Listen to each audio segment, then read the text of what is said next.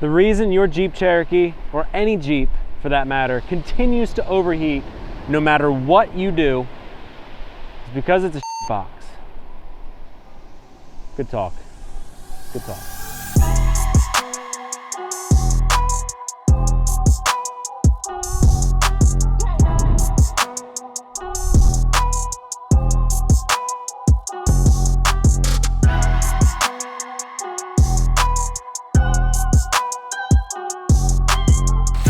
So choking aside, or not, maybe your Jeep's a box, maybe it's not.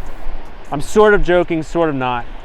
I blame Facebook for this video, honestly, guys. And if you look back on my channel, you might have seen another video that I did, and it was all because of Facebook. So love Facebook, hate Facebook. There's a ton of different XJ groups that I'm a part of, and it never fails that I see these trends happening. And one of the biggest things that I'm seeing recurring as of lately is a discussion about how to keep your XJ cool, how to keep the cooling system from overheating your engine. And I have no idea why this is so complicated, to be honest. But when I step back and I remember back at the beginning when I first got my '89 XJ, I had the same issues you guys are having. There's a couple things that I thought I would go over in this particular video at a location totally different than anywhere else that I've been as of late. And I would dive into these couple topics and these different solutions, I'll call them, that I've found over the years when we're talking about XJs. Because at the end of the day, there's only a couple things that you've got to pay attention to with your cooling system, and we are going to go over them right now.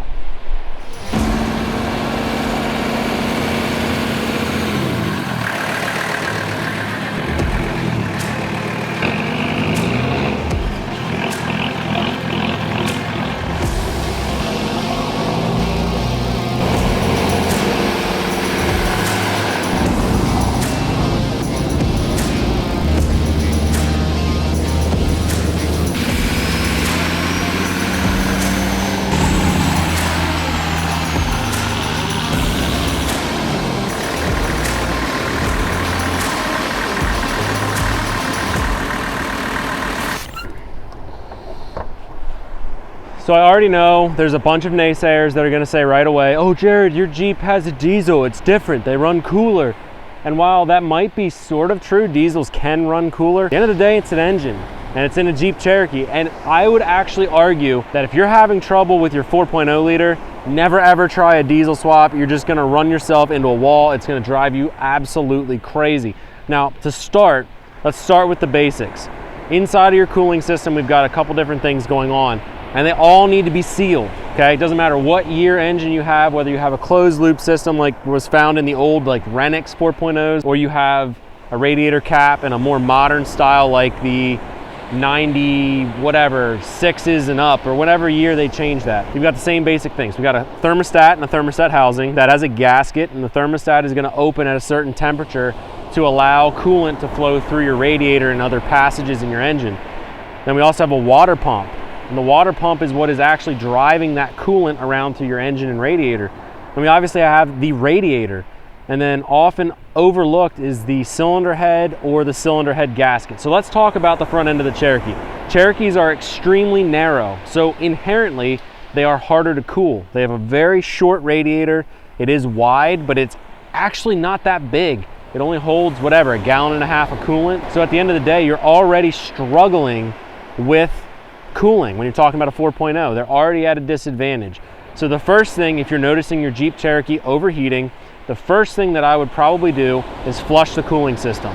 See if there's junk inside of it, because I have gone over the years and changed everything on a cooling system except the radiator, and found out that the last thing that I did was fix the radiator by replacing it with one that wasn't clogged.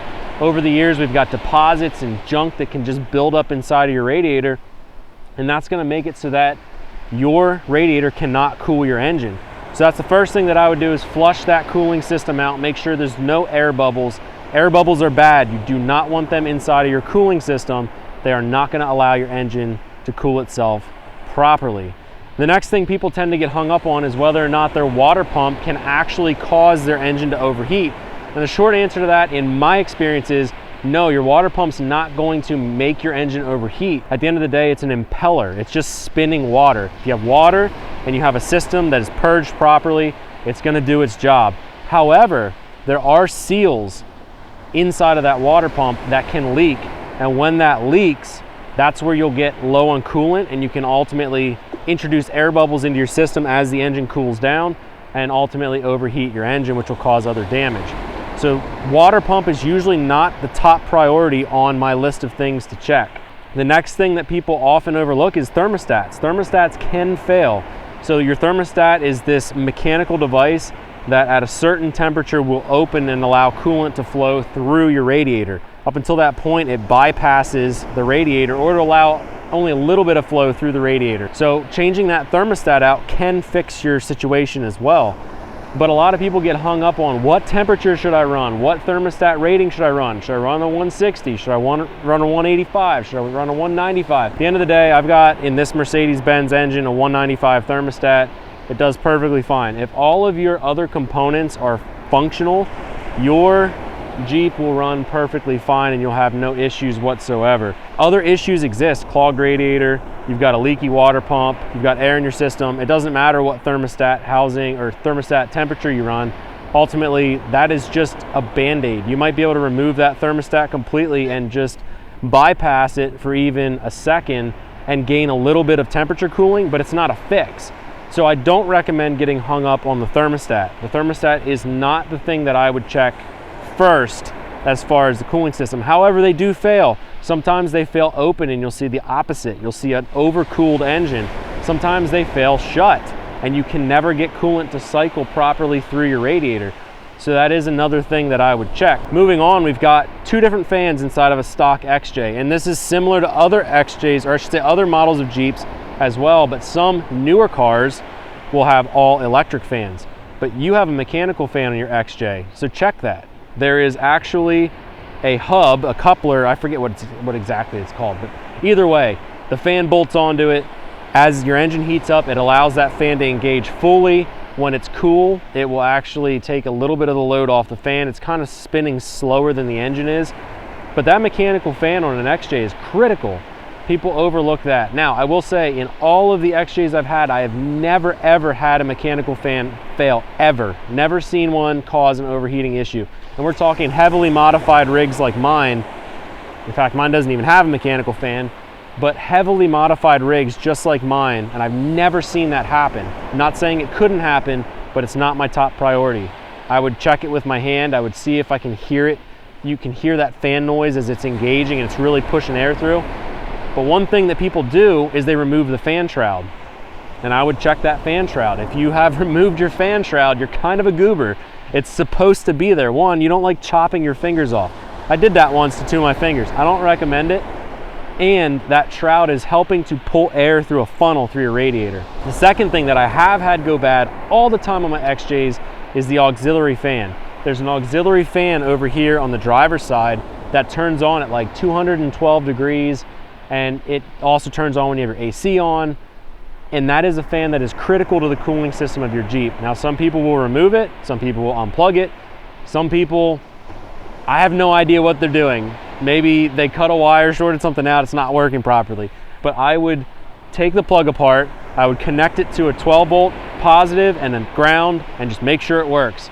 And then I would also let your Jeep get up to 212 degrees or 214, whatever that switch is, I forget. But make sure that that's turning on, because that is absolutely critical to the cooling system of your Jeep. It is a factory unit that is meant to keep your Jeep cooler. Now, the last topic that I wanted to bring up with you guys is what is the normal operating temperature for an XJ? Because I think a lot of people don't realize how hot these things actually run. Now, every single XJ I've ever owned, it doesn't matter what year, what generation, and I'm talking ones that were highly maintained, healthy engine, and healthy everything. They run at 210 degrees all the time. Doesn't matter if it's 95 degrees in the summer or it is negative 10 degrees in the winter. They ran at 210 degrees. You want to know why? Because that thermostat is designed to keep that coolant at that temperature, because your engine is running best at that temperature. I know there's a lot of naysayers now, they're gonna be like, no, well, it's better if your engine runs at 160 or 180. I don't really care about your opinion.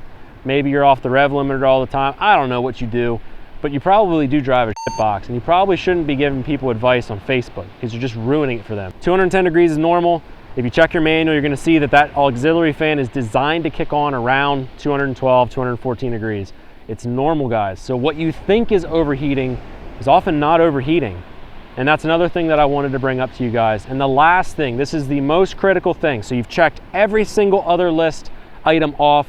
You have checked the thermostat. You don't have a leak. The thermostat opens when it's supposed to. You've checked your water pump that it's not leaking, okay? Maybe you have taken the belt off and spun it by hand. Make sure that it is a nice, free bearing, no issues, no binding. You've done that. You've checked your radiator and you know for certain that there's no blockages. The next thing that I would check after then checking the mechanical fan and auxiliary fan would be your cylinder head. And I hate to say it to some of you guys, the 2000, 2001 XJ owners, a lot of you might have overheating, misfiring issues because of cracked cylinder heads. It just is what it is. Those years of XJs were notoriously bad for cylinder head issues. So I would definitely go get your system checked. You can check for exhaust gases inside of your cooling. It's super easy, super inexpensive to do. And yes, it kind of sucks if you have to do a head gasket, but it's not the end of the world. It's not a horrible job to do. Something you can definitely tackle, have a buddy help you out, or take it to a shop, spend 1,500 bucks or whatever and get it done. At the end of the day, that's not the end of the world. So guys, I hope that that was helpful to you. So just recapping this whole thing, how I would approach this. I would flush my cooling system, okay? Make sure you do that. There's some stuff that I use, I think it's called Thermocure. I used it in this. I could not believe the crap that I got out of my cooling system, and my performance went up. I would check your radiator and your flow, make sure there's no blockages. I wouldn't necessarily rely on, you know, over-the-counter water wetter or whatever. If you're overheating, you have another issue. If you want to add water wetter or some other thing to help with the cooling or the wetting ability of the water, by all means, go do it. But first, nail down what the issue is. Second, make sure your water pump is not leaking. That is a big deal. If it's leaking, seeping, whatever, replace that bad boy. Thermostat, make sure it's functioning. Make sure your thermostat housing is not leaking. While you're at it, you could also check something that I forgot to mention, your heater core. Make sure that's not leaking into your cab. Make sure all your 5/8 heater hose lines are not leaking. And then check your mechanical fan, check your auxiliary fan, and replace everything that is necessary. These things are not getting younger. They're getting older and older and older. Keep that in mind. And if all else fails, all of that's done, you've confirmed, you have burped out all the air, you've had no other issues, everything's brand new, and I'm talking everything. You're still having an overheating issue, I would check that temperature sensor, use an infrared thermometer a couple places, make sure that your gauge isn't bad, because that does happen as well. And if all of that checks out, and you still have overheating, you've got misfiring issues, things like that, check that cylinder head, because you might find out that you've got a crack, you're introducing exhaust gases into your cooling system, over-pressurizing the system, or maybe even it's leaking externally outside of the block somewhere. You might be able to find that as well. So guys, I hope this was helpful to you. I know it was just a random video here on a beach with my Jeep. If it was helpful, subscribe to the channel. I'd appreciate that a lot. Appreciate you guys giving me some support. We have some t-shirts coming soon. It's gonna be pretty dope. You guys will like them, I promise. And if you want to see more Overland content, some other adventure content, as well as just photography of this cool Mercedes diesel swapped XJ that I built years and years ago, check out Turbo Diesel XJ on Instagram. I'd appreciate some love over there. Share the video with some buddies on those Facebook groups who cannot, for the life of them, figure out how to get their Jeeps to run correct. Appreciate you guys. See you in the next one.